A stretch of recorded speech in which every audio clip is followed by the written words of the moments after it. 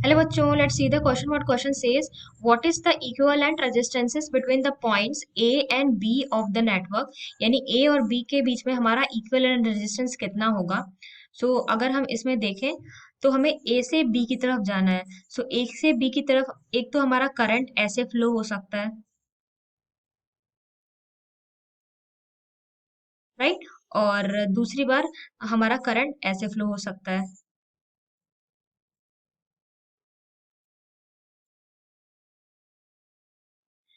इसमें हम देख सकते हैं कि जो हमारा ये रेजिस्टेंस है, एक ये रेजिस्टेंस है और एक ये रेजिस्टेंस है, इसमें से हमारा क्या करंट फ्लो नहीं होगा. इन सबको हम निकाल लेते हैं और फाइनली हम अपना स्ट्रक्चर बना लेते हैं. तो ये हमारा कुछ ऐसा बनेगा. यहाँ हमारा पॉइंट ए था, ये है हमारा 2 ओम. उसके बाद इधर है हमारा 4 ओम.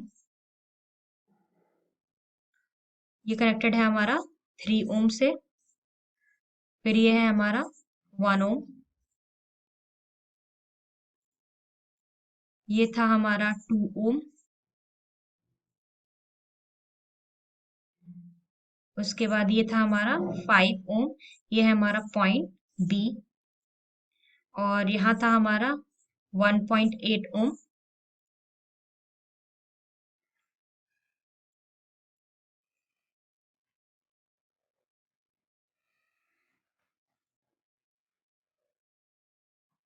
उसके बाद यहाँ था हमारा 2.2 ओम. फिर ये हमारा ऐसे था. ये था हमारा पॉइंट बी और यहाँ पे था हमारा पॉइंट ए. नाउ हमने देखा था कि ये जो हमारे तीनों रेजिस्टेंस थे ये हमारे ओपन सर्किट में थे, मतलब यहाँ से हमारा करंट हमारा नहीं पास हो रहा था.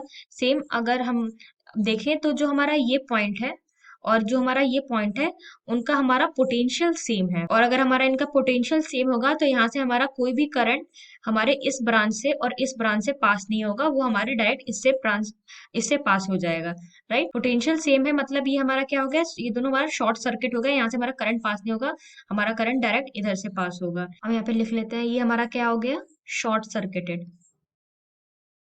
Short circuited. यहाँ से हमारा कोई भी करंट पास नहीं करेगा, करंट हमारे यहाँ से पास करेगा. तो हम इसका डायग्राम बना लेते हैं दोबारा. तो ये हो जाएगा हमारा ए. यहाँ था हमारा 2 ओम, 4 ओम. ये था हमारा 2 ओम.